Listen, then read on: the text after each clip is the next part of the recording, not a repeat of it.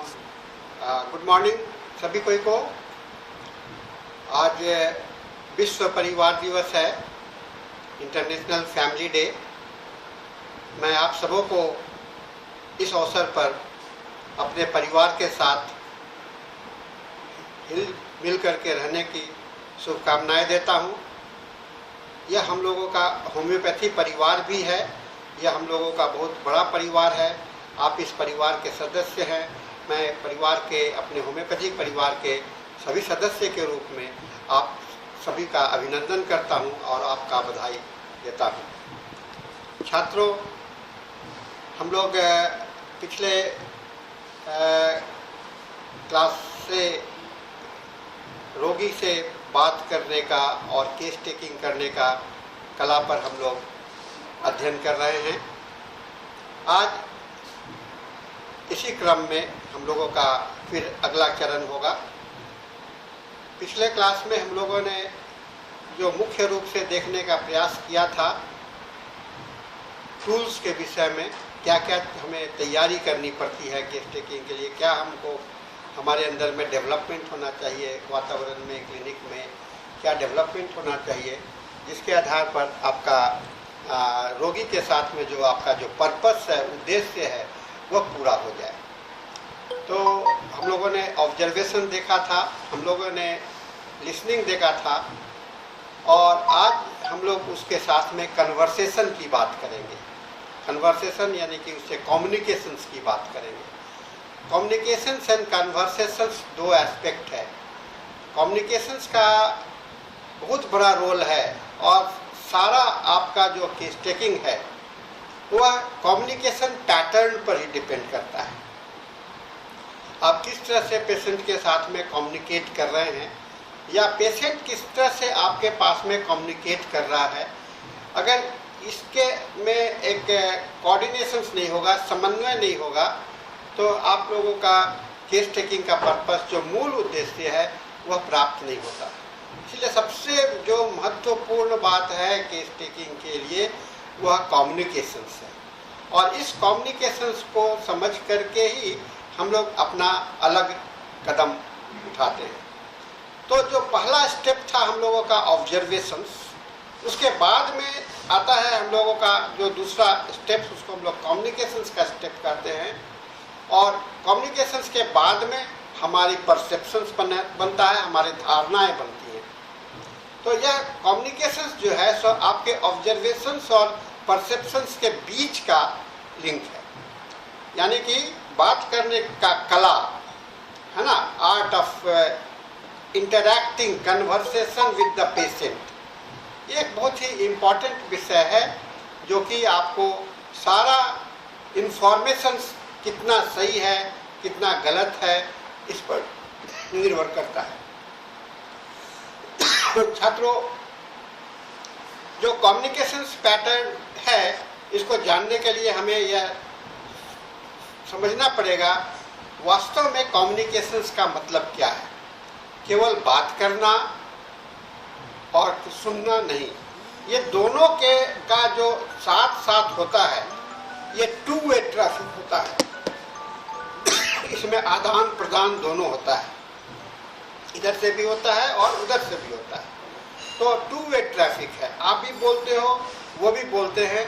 तो हम लोग एक दूसरे से वार्तालाप करते हैं, और ये हम लोग जो मैसेज है, हम जो कहना चाहते हैं, दूसरों पर भेजते हैं, और जो दूसरा कहना चाहता है उसको हम लोग सुनते हैं, है ना। सो कम्युनिकेशन जो है so pattern for exchange of the informations, सूचनाओं के आदान प्रदान का एक जरिया है, एक माध्यम है। सूचनाओं के आदान प्रदान का एक जरिया है, माध्यम है, जिसके तहत आप किसी को अपनी बात कहते हैं और दूसरों की बात सुनते हैं। तो यह लगता है कि बहुत आसान है, लेकिन दुनिया में जितनी सारी भ्रांतियां हैं और लोगों के बीच में जो टेंशन बना रहता है और झगड़ा झंझट का कारण बनता है, उसका मुख्य आधार आपका कन्वर्सेशन, कम्युनिकेशन से है। क्योंकि आपके मन में जो बातें होती हैं अगर सही ढंग से जो सुन रहा है उसके पास में नहीं जाता है और उनके बात को आप समझ नहीं पाते हो, तो आपके जो एक्सचेंज ऑफ इंफॉर्मेशन है वह सही नहीं होता है और एक मिसअंडरस्टैंडिंग क्रिएट होता है। तो मिसअंडरस्टैंडिंग का मेन कारण भी आपका कम्युनिकेशन होता है। लोग कहना चाहते हैं कुछ और हम समझ बैठते हैं कुछ। मैं एक उदाहरण से आपको इसको बताने का प्रयास करूंगा। आप रोगी से पूछोगे कि बताओ आपका खाने में क्या पसंद है, क्या ज़्यादा पसंद करते हो। आपका मतलब ये है कि आप डिजायर, स्ट्रॉन्ग क्रेविंग क्या है, ये आपका दिमाग में है, रोगी से जानना कि उसको स्ट्रॉन्ग क्रेविंग क्या है। लेकिन रोगी अगर इस बात को नहीं समझता है, आपके इस बोलने के तरीके से वह नहीं समझता है, तो वह जवाब देता है डॉक्टर साहब हम तो जो खाना मिलता है खा लेते हैं।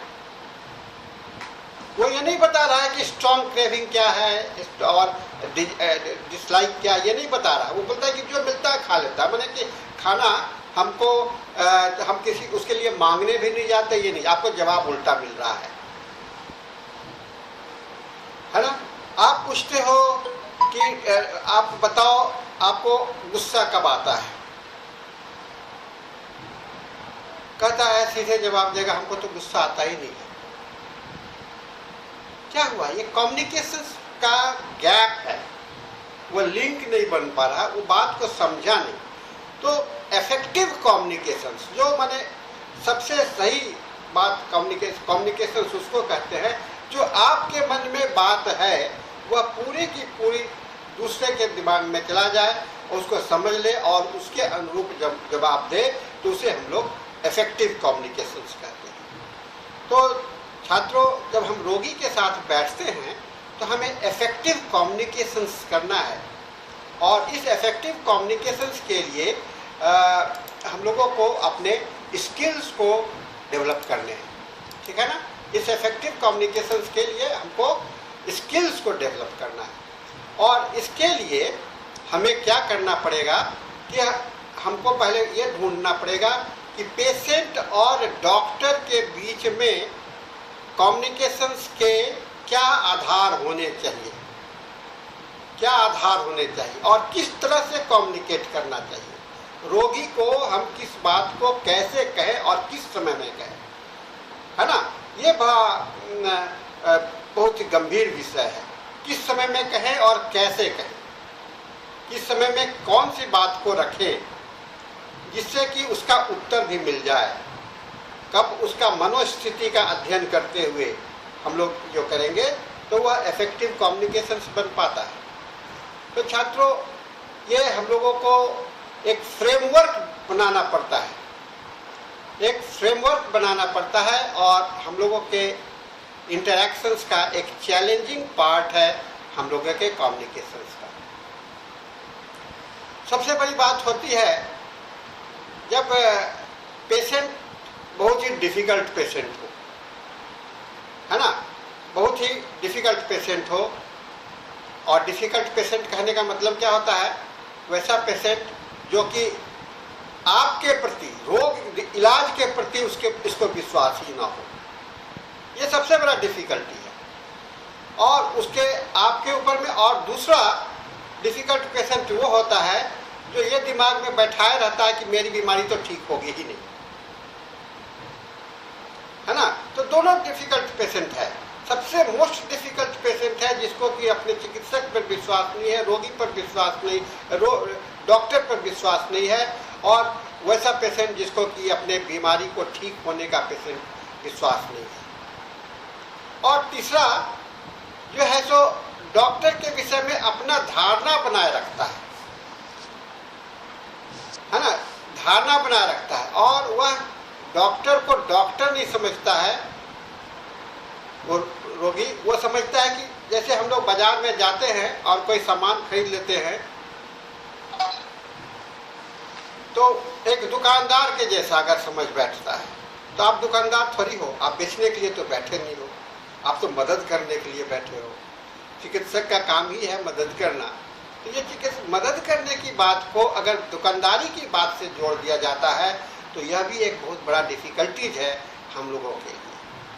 और तीसरी जो एक और बात जो होता है डिफ़िकल्ट पेशेंट्स के साथ में, वह आपको सही इंफॉर्मेशंस नहीं देते हैं, अपनी बातों को छिपाते हैं, अंदर में रखते हैं, उनके भीतर में है, अपनी बातों को खुल करके नहीं बता पाते हैं, है ना।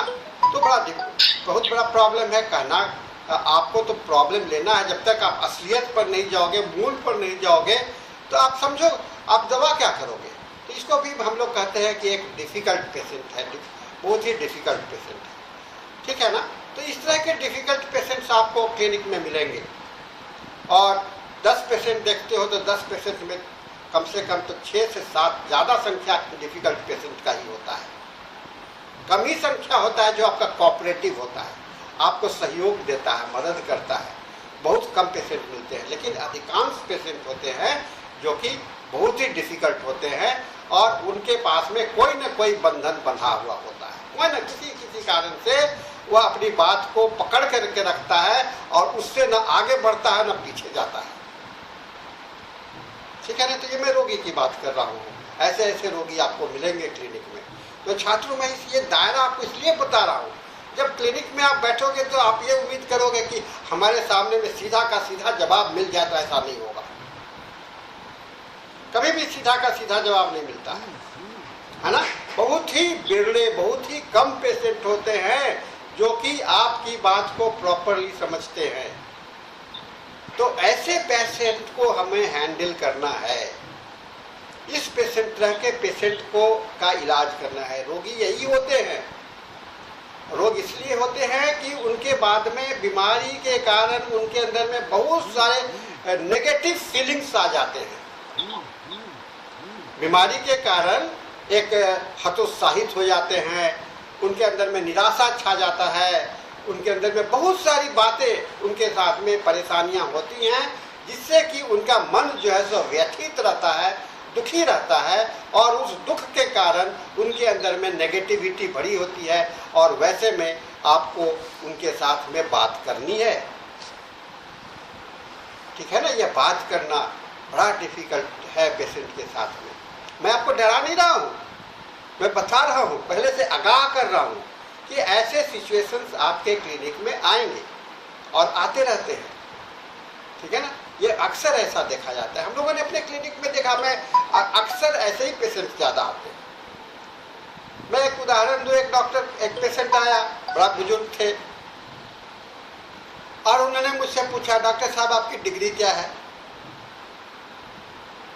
अब सोचो कितना विचित्र क्वेश्चन है आपके पास में, आप क्लिनिक खोले हो, डिग्री लिख करके बैठे हो, तो वह उसको आप, मेरे पर तो लगता है कि विश्वास ही नहीं है कि मैं पढ़ा लिखा आदमी भी हूँ कि नहीं।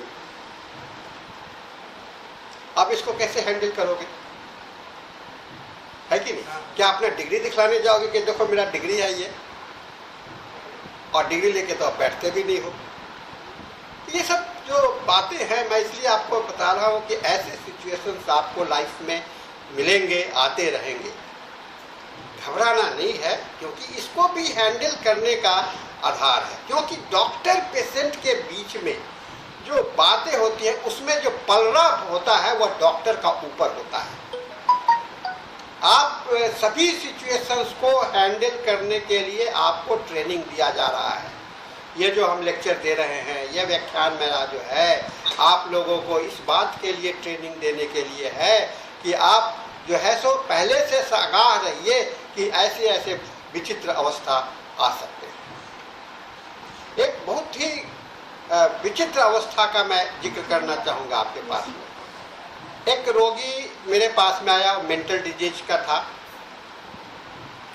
और वह रोगी बाहर में, जब मेरे उसके देखने के लिए बाहर में थोड़ा सा हल्ला गुल्ला कर रहा था, वह मेंटल पेशेंट था, बहुत वायलेंट नेचर का पेशेंट था, और 4 आदमी उसको पकड़ के रखे हुए था। लेकिन मैं अपने क्लिनिक में, अपने रूम में बैठा हुआ था। जब उसका नंबर, उसको मेरे पास में लाने का समय हुआ, तो मैं बोला कि ले आओ। तो मैं देखा कि 4 आदमी उसको पकड़े हुए हैं और उसको लेकर के सामने में आ रहा है। जब आ रहा है तो मैंने कहा कि अरे आप लोग पकड़ के क्यों रखे हो, इसे छोड़ दो। तो वो आदमी बड़ा गौर से, वो पेशेंट जो है बड़ा गौर से मेरे ऊपर में देखा। अब बाकी लोग डर रहे थे कहीं वो अटैक न कर दे डॉक्टर को, क्योंकि वो ऐसा हरकत कर रहा था बाहर में। मैं कहा कि मैंने उसको आई कांटेक्ट मैंने उसके साथ में बढ़ाया। मैं बोला कि नहीं, कुछ नहीं करेगा मेरे को, आप छोड़ो तो पहले। और मैंने उन लोगों ने मेरे कहने पर डरते हुए उस रोगी को छोड़ा। बड़ा सहमा हुआ, वह आगे बढ़ा, है ना, और आ करके मेरे सामने में खड़ा हुआ। मैं उनको कहा बैठ जाओ। सभी लोग आश्चर्यचकित थे कि ऐसा क्यों हुआ। तो मैंने उस सिचुएशंस को इस तरह से हैंडल किया, जो आदमी को बांध के रखा हुआ है, वो देखिए आपको ऑन द स्पॉट डिसीजन लेना पड़ेगा। अपने कॉन्फिडेंस के कारण, अपने कॉन्फिडेंस के कारण आपको उस सिचुएशंस को अपने, प्लीज बात नहीं कीजिए, बात नहीं कीजिए, है ना। सो इसको ध्यान से सुने। आप कॉन्फिडेंस के कारण मैंने उसे हैंडल किया और वह बैठ गया और उसको मैं अध्ययन करना शुरू कर दिया। धीरे धीरे धीरे धीरे उससे बातचीत हुई, है ना। तो इस तरह से हैंडल करना, टैकल करना सिचुएशंस को, आपको इस तरह के कई एक मौके आपके क्लिनिक में इस तरह के आया करेंगे। पेशेंट है बहुत दर्द से घबराया हुआ है, परेशान है, दर्द से परेशान है, और उस दर्द के परेशानी में आपको दर्द से तो दवा मिल नहीं पाएगा, दर्द से तो दवा नहीं मिल पाएगा, दर्द से तो दवा नहीं मिल पाएगा। तो क्या करना होगा, हमें उस पेशेंट को वहाँ पर कंसोलेशन देना पड़ेगा। पहले तो उसको आश्वासन देना पड़ेगा, और उस आश्वासन के बाद में ही आप उससे कुछ बातचीत कर सकते हो। जो आदमी कष्ट में परेशान है और उससे आप पूछ रहे हो कि कब बढ़ता है कब घटता है, नहीं चलेगा, नहीं चलेगा। तो सिचुएशनल अंडरस्टैंडिंग बहुत इंपॉर्टेंट होता है कम्युनिकेशन के लिए। बात को और समय को समझने का प्रयास करो। Understanding the situations, time and circumstances सबसे इंपॉर्टेंट आधार होता है रोगी के परीक्षण के समय का। किस समय में कौन सा सवाल करें, किस समय में कौन सा क्वेश्चंस करें, पैटर्न, यह इंपॉर्टेंट है ना। किस समय में कौन सा क्वेश्चंस करें, यह इंपॉर्टेंट है। कहा जाता है कि जब लोहा गर्म हो उसी समय में उस पर चोट करो, लोहा गर्म हो उसी समय में उसको चोट करो। तो ये जो है राइट मोमेंट खोजने के लिए आपको प्रयास करना है, ठीक है ना।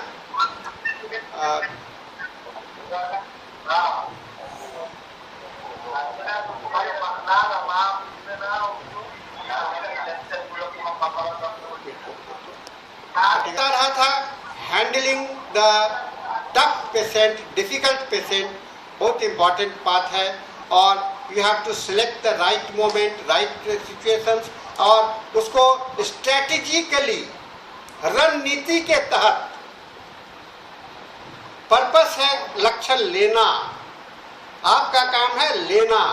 और जब लेने की बात आती है तो उसके सामने में सारा टारगेट आपको सारा उपाय करना पड़ेगा, उसको समझाना पड़ेगा, उसको लालच देना पड़ेगा, उसे धमकाना भी पड़ेगा, ठीक है ना। साम दाम दंड भेद, साम दाम दंड भेद, लालच भी देनी है, समझाना भी है, उसे सारे अथी करके पुचकारना भी है, प्यार भी करना है, और उसके साथ से बात को लेना है। तो you have to be practical. एक तरह से अगर आप अपने बने रहेंगे कि नहीं मैं तो बहुत बड़ा हूँ, मैं ऐसा नहीं बात करूँगा, तो आपके अंदर में फ्लेक्सिबिलिटी नहीं रहेगी, हार्डनेस रहेगा, तो आप कम्युनिकेशन रोगी के साथ में नहीं कर सकते। एक डॉक्टर का सबसे बड़ा काम होता है वह फ्लेक्सिबल व्यक्तित्व होता है बात करने के दौरान। वह समय और परिस्थिति के अनुरूप ही अपने क्वेश्चंस को, पेशेंट को डायग्नोसिस करने का प्रयास करता है समय के अनुसार।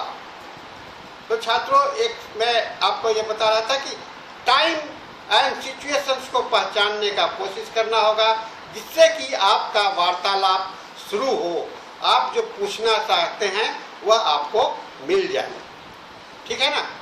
इसमें एक सबसे बड़ा जो डॉक्टर पेशेंट का जो रिलेशनशिप है, उसमें मैं आपको यह बताया था कि डॉक्टर जो वही होता है जिसको कि पूरा बायोमेडिकल ट्रेनिंग दिया गया है। उसे डिजीज को आइडेंटिफाई करने का, ट्रीटमेंट करने की कला की जानकारी ट्रेनिंग हो गई है। और आप अगर इसमें अच्छे तरह से अपने आधार को मजबूत नहीं कीजिएगा तो भी आपको प्रॉब्लम होगा, क्योंकि जब आपके पास में बेस नहीं होगा तो नहीं होगा। इसलिए मैं कह रहा हूँ कि केस टेकिंग के साथ साथ में आप अपने ऑर्गेनन के अध्ययन को, मेट्रेमेडिका के अध्ययन को, रिपर्टरी के अध्ययन को और बाकी सभी सब्जेक्ट में ध्यानपूर्वक साधना कीजिए, है ना। इसलिए कहा फिजिशियंस सबसे पहले अपने साइकोलॉजिकल ट्रेनिंग को, साइको सोशल ट्रेनिंग को बढ़ाइए, अपने स्ट्रेंथ को बढ़ाइए और आप अपने नेगेटिव इमोशनल रिस्पॉन्स को बाधा मत बनने दीजिए। अगर आपके अंदर में नेगेटिव इमोशनल रिस्पॉन्स होगा, पेशेंट को आप रिकॉग्नाइज नहीं कर सकते हैं। अगर आप खुद रोगी के सामने में जब आप बैठते हो और एक नेगेटिव इन्फॉर्मेशन लेके बैठते हो, नेगेटिव भाव लेकर के बैठते हो, उदासीन होकर के बैठते हो, तो आपके अंदर में क्वेश्चन ही नहीं बनेगा। क्या पूछें, है ना, क्या पूछें, बड़ा प्रॉब्लम हो जाएगा। इस प्रॉब्लम नहीं हो, इसके लिए हमें सतर्क, कॉन्शस, चैतन्यता बनाए रखने का प्रयास करना होगा। तो जैसे हम लोग कहते हैं ना कि हम लोग भगवान के मंदिर में बैठ करके नमाज पढ़ते हैं तो बड़ा साधना के साथ करते हैं, बड़ा गंभीरता के साथ में हैं। तो यह क्लिनिक भी आपका एक मंदिर होता है, यह आपका मस्जिद होता है, यह आपका चर्च होता है। और यहाँ भी आपको साधना में बैठना पड़ेगा, धैर्य से बैठना पड़ेगा और एक समर्पित भाव से बैठेंगे तो आप जो है सो रोगी की बातों को सुनने में और समझने में सफल हो पाते हैं। तो मैं डिफिकल्ट पेशेंट के साथ में और भी बात करूंगा कि अगर क्लिनिक पेशेंट को या डॉक्टर को यह डर हो लगे, डॉक्टर को अगर यह भय हो कि उससे बीमारी नहीं ठीक होगा, ठीक है ना, डॉक्टर अगर ये सोचता है कि हमको मेरी बीमारी मैं नहीं ठीक कर सकता हूँ तब भी आपसे कोई सवाल नहीं है ना। अगर आपको लगे कि ये बीमारी बड़ा भयंकर है तो आप रोगी से पूछे क्या, पहले ही आप हाथ डाल दिए, पहले ही आप हाथ कर दिए। इसीलिए हमें पहले अपने अपने कॉन्फिडेंस को, टोटलिटी ऑफ सिम्टम्स मुझे लेना है, मैं अपने आप से सभी तरह के रोगियों का इलाज कर सकता हूँ। तो मैं कह रहा था कि आप अपना साइकोलॉजिकल पैटर्न को मजबूत रखना है। दूसरी बात है कि रोगी आपका चाहे कोई भी हो उसमें एक समान भाव रखना पड़ेगा। यानी कि ये पेशेंट अच्छा है, ये पेशेंट बुरा है, इसको ज़्यादा भाव रखें, इसको कम भाव दें, ऐसा नहीं होता है। चाहे रोगी कितना भी महत्वपूर्ण हो, किसी भी पोजीशन में हो, आपसे बहुत ही ऊंचा पोजीशन में आपके सामने में आया है इलाज कराने के लिए, तो वह उसे इलाज करना है, वह आपसे लेने आया है, तो आप उस समय में आपका हाथ ऊपर है, ठीक है ना, आपका हाथ ऊपर है और आपको अपने इस भाव को रखना पड़ेगा। वह कोई गरीब आया तो वह नीचे है, अमीर आया तो बहुत ऊपर है, ऐसा नहीं। एक उसको कहते हैं कि डिसलाइक और लाइक फॉर द पेशेंट नहीं होता है, पेशेंट पेशेंट है ना। तो इस तरह के जो बिहेवियर हैं हम लोगों का कंट्रोल करता है आपको डॉक्टर पेशेंट्स कम्युनिकेशंस को, और अगर इसमें कोई भी बाधा होता है तो यह कम्युनिकेशंस फेल कर जाता है, कम्युनिकेशंस सफल नहीं हो पाता है। अब ये डॉक्टर का और पेशेंट के साथ में कम्युनिकेशंस के पैटर्न में जो और बाधाएं आती हैं मैं उसका भी जिक्र कर रहा हूँ। एक तो सिम्टम्स मल्टीपल होते हैं, बहुत सारे क्रॉनिक डिजीज आएंगे लेकर के, डॉक्टर साहब हमको डायबिटीज भी है, हमको शुगर, ये हाइपरटेंशन भी है, मेरा थायराइड भी बढ़ा हुआ है, मेरा जोड़ में भी दर्द है, मेरा खाना भी नहीं पचता है ना। जब मल्टीपल सिम्टम्स जो कि मल्टीपल बॉडी सिस्टम को से है पीड़ित, खास करके क्रॉनिक डिजीज में और कॉम्प्लेक्स डिजीज में, तो वहाँ पर आपको बहुत बड़ी समस्याएं होती हैं, क्योंकि कहाँ से शुरू करें कहाँ अंत करें, कहाँ पर से शुरू करें और कहाँ पर अंत करें, ये बहुत इम्पॉर्टेंट है। ठीक है ना। सो आप मल्टीपल सिम्टम्स में है कि जहाँ पर पेशेंट का ध्यान पहले हो, जिस बात पर ध्यान पहले हो उस सांस वहाँ से शुरू कीजिए, जहाँ पर ध्यान पहले हो वहीं से शुरू कीजिए, क्योंकि उसके दिमाग से चलेंगे तो वह फिर घूमते फिरते हर एक जगह पर पहुँच जाएंगे। लेकिन अगर आप सोचेंगे कि कहाँ से पहले, कौन सा बात पहले पूछना चाहिए, कौन सा बात बाद में पूछना चाहिए, ऐसे नहीं होता है ना। जहाँ से आपका उसका प्रायोरिटी पेशेंट को नज़र आ रहा है वहाँ से आप शुरू करेंगे। ठीक है ना। कुछ पेशेंट्स के जो सिम्टम्स होते हैं शिफ्टिंग कंप्लेंट्स वाले, तो बड़ा वेग होता है, पेशेंट को बताने का तरीका सही नहीं है, वह अधूरे ढंग से बताता है ना। तो इसको भी हम लोगों को समझने का प्रयास करना चाहिए। और कभी कभी पेशेंट ऐसे भी होते हैं जो कि बहुत सारे दवाई खाए हुए होते हैं, बहुत सारे दवाई खाए हुए होते हैं, मल्टीपल एलोपैथी, होम्योपैथी, आयुर्वेद, इतने पूरा शरीर जो है तो उसका दवा से ही भरा हुआ होता है। इस दवा से भरे हुए शरीर में भी आपके लिए एक समस्या का है। ये सब आपको कम्युनिकेशन में जो बाधाएं आएंगी, ऑब्स्ट्रक्शंस आएंगे, उसका मैं अभी जिक्र कर रहा था। ठीक है ना। तो अब आइए हम लोग ये देखते हैं इफेक्टिव कम्युनिकेशंस के सबसे महत्वपूर्ण बात क्या है। तो 7, उसको कहते हैं 7 C's of effective communication. 7 C है ना। सी मतलब कैपिटल C, 7 C। 7 C क्या है? 7 मुख्य तथ्य है, आधार है, जिससे कि आपका कम्युनिकेशन बहुत इफेक्टिव होगा। पहला है क्लियर। क्लियर मतलब है स्पष्टता, स्पष्टता। ठीक है ना। तो स्पष्टता, सटीक होना चाहिए, स्पष्ट होना चाहिए, बात को समझने वाला होना चाहिए। जैसे आपको कोई सवाल करना है कि खाने में क्या पसंद है, आपको जानना है क्रेविंग क्या है। रोगी क्रेविंग वर्ड नहीं समझेगा, डिजायर वर्ड नहीं समझेगा, तो आपको वहाँ पर उसके दिमाग में यह क्लैरिटी भरनी है कि आप रोज जो खाना खाते हैं और दिनचर्या में जो आपका खाना है उसमें आपको सबसे प्रिय भोजन क्या लगता है।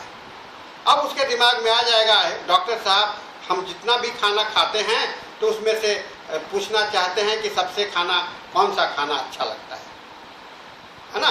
तो कभी कभी कोई पेशेंट जो होते हैं तो वो सोचते हैं कि डॉक्टर साहब कुछ खाने में मनाही करना चाहते हैं, तो वो पहले ही बताते हैं मैं तो डॉक्टर साहब ये नहीं खाता हूँ। अरे आप क्यों नहीं खाते हो? अगर आप पूछे क्यों नहीं खाते हो तो नहीं डॉक्टर साहब मेरे को नुकसान करता है इसलिए नहीं खाते हैं। हालांकि वो लक्षण तो बता दिया कि उससे एग्रेवेशन होता है, लेकिन आपका वह बात नहीं पता चला कि उसको डिजायर क्या था। ठीक है ना। तो इसलिए दूसरा पॉइंट होता है कॉन्साइंस। कॉन्साइंस मतलब कि संक्षेप में, और इतना भी संक्षेप नहीं कि पूरी बात ना आ जाए। कॉन्साइंस का मतलब होता है बहुत ही ज़्यादा नहीं, शब्दों में नहीं हो, कम शब्दों में आप ज़्यादा से ज़्यादा बात कर सके, यह बहुत होता है। तीसरा शब्द होता है कंक्रीट। कंक्रीट कहने का मतलब एकदम सटीक, है ना, एकदम सटीक, एकदम मजबूत, है ना। और चौथा पॉइंट होता है करेक्ट, सही होना चाहिए, है ना, करेक्ट। और नेक्स्ट होता है कंसिडरेशन। कंसिडरेशन मतलब उसमें विचार करने, उसमें आपके दिमाग को सोचने के लिए बाध्य करे, कंसिडर करने के लिए बाध्य करे। कंसिडर मतलब कि समझने के लिए, उस पर सोचने के लिए बाध्य करे। वह बात, वह दिमाग उसमें लगाना पड़े कि हमें क्या जवाब देना है। तो अगर रोगी अगर जो कम्युनिकेट करते हैं, और हम लोग जब कम्युनिकेट करते हैं तो उस समय में 2 जगह से हम लोग जवाब देते हैं। एक मुंह से जवाब देते हैं, एक मन से जवाब देते हैं, और एक दिल से जवाब देते हैं। ठीक है ना। जवाब हम लोग जब देते हैं तो उस समय में जो मुंह पर, जवान पर होता है वह बात निकल के आती है, उसे हम लोग एब्रप्ट कम्युनिकेशंस कहते हैं। जो दिल से जवाब होता है उसको हम लोग इमोशनल कम्युनिकेशंस कहते हैं, और दिमाग से जो जवाब आता है उसे हम लोग इंटेलेक्चुअल कम्युनिकेशंस कहते हैं। तो एब्रप्ट कम्युनिकेशंस में एक इंटेलेक्चुअल कम्युनिकेशंस और इमोशनल कम्युनिकेशंस, ये तीनों को भी हम लोगों को जानना, दिमाग में रखना पड़ेगा। एब्रप्ट, मुंह पर आया हुआ, जो आया और आपने जैसे हुआ तो जैसे आप बोले वैसे तुरंत उसके मुंह से जवाब निकल गया।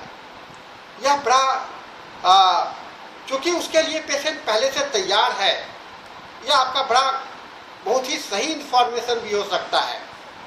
कभी कभी लगता है रूखा जवाब जो होता है ना, तो बड़ा कड़वा होता है, अच्छा नहीं लगता, लेकिन रूखा जवाब में सच्चाई भी होती है ना। एब्रप्ट जवाब में सच्चाई भी होती है, क्योंकि वह उसके दिमाग और मन से दोनों से, दिमाग और दिल से दोनों जगह से वह निकल करके उसके जवान में बैठा हुआ है, इसीलिए वह निकल करके चला आता है तुरंत। इसलिए एब्रप्ट कम्युनिकेशंस भी एक इफेक्टिव कम्युनिकेशंस के रूप में होता है। उसमें आपको ज़्यादा सोचने नहीं, जो तुरंत निकलता है। दिमाग से कम्युनिकेशंस जो करता है इंटेलेक्चुअल कम्युनिकेशंस, वो बड़ा डिफ़िकल्ट कम्युनिकेशंस है। उसमें सही और गलत होने का बड़ा संभावना बना रहता है। अगर आप पूछते हो कि और उसको थोड़ा सा और दिमाग से जो कम्युनिकेशन बात का जवाब आता है उसमें थोड़ा सा पेशेंट समय लेता, सोचता है क्या बोलना चाहिए क्या नहीं बोलना चाहिए, है ना।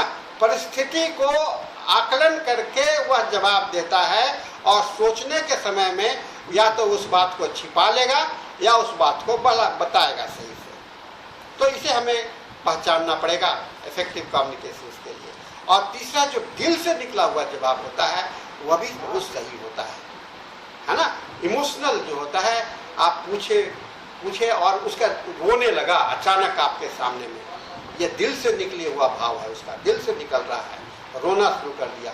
वीपिंग व्हेन टेलिंग सिम्टम्स आपके लिए पास में बहुत ही इम्पॉर्टेंट मेडिसिन में ट्रियामेडिका के आपके सामने आ जाते हैं। तो छात्रों, आपको करेक्टनेस और कंसिडरेशन में इस बात को हमेशा दिमाग में रखिएगा कि आवाज़ कहाँ से आ रहा है, उसके आवाज़ कहाँ से आ रहा है, उसके दिल से आ रहा है, उसके दिमाग से आ रहा है, या उसके मुंह से आ रहा है। ठीक है ना। उसके मुंह से ओरल कम्युनिकेशंस है, इंटेलेक्चुअल कम्युनिकेशंस है, या इमोशनल कम्युनिकेशंस है। इससे आपको उसके जो बात बोल रहा है, कष्ट को बता रहा है, वह कितना सही है और कितना गलत है, इस बात का आपको एहसास होगा। जो छठा पॉइंट था वह कंप्लीट। हमें बताया गया है कि लक्षणों को कंप्लीट होना जरूरी है, लोकेशन, सेंसेशन, मॉडलिटीज, कॉन्कॉमिटेंट के हिसाब से। तो और पेशेंट से जब आप बात करते रहोगे तो वह बहुत समय में कंप्लीट नहीं मिलता है, तो हमें उसे कंप्लीट करने के लिए तैयार रहना पड़ेगा। जैसे मैं फिर उसी उदाहरण पर आता हूँ, एक ही उदाहरण के माध्यम से मैं समझाने का कोशिश कर रहा हूँ। खाने में कहता है रोगी कि डॉक्टर साहब सबसे प्रिय मेरा भोजन जो है सो मीठा है। अब यह मीठा प्रिय है, यह आपका सही कितना है इसको देखना है, कितना मीठा प्रिय है। क्रेविंग के लेवल का है या जस्ट वो खाने का रिवाज है ना, खाने का परंपरा है उसका, या उसको क्रेविंग है या यदा कदा खाता है। अच्छा लगता है तो क्रेविंग का मतलब ऐसा होता है कि उसको उसके बिना नहीं रह सकता है, और आपका मकसद भी यही होता है, रोगी से जानने का यही मकसद होता है कि क्रेविंग क्या है, उसका भीतर से उसकी लालसा क्या है कि मुझे किस चीज़ को चाहिए ही चाहिए। तो उस क्रेविंग के लिए अगर रोगी कहता है कभी कभी खाते हैं मिठाई, जब मिल जाता है तो खा लेते हैं, यानी कि बहुत ज़्यादा क्रेविंग नहीं है, उसके बिना रह सकता है। ठीक है ना। और एक कहता है कि मेरे थाली में रहता है तो खा लेते हैं, ठीक है ना, खा लेते हैं और मुझे इसमें रुचि है, लेकिन मैं नहीं खाता हूँ डर से नहीं खाता हूँ। क्यों नहीं खाते हैं? तो इसे मेरा शुगर बढ़ जाएगा, चीनी की बीमारी हो जाएगी। वह कॉन्शियस है अपने बीमारी के प्रति और उसके कारण वह अवॉइड करता है, अपने इच्छा को दबाने की कोशिश करता है, हालांकि उसको इच्छा है। ये भी बहुत ज़्यादा क्रेविंग नहीं हुआ, जब इच्छा को दबा ही नहीं सकता है। कुछ परंपरागत बात होती है, कुछ परिवार में, कुछ समाज में मिठाई बड़ा प्रिय भोजन हुआ करता है। हर एक खाना में भोजन चाहिए।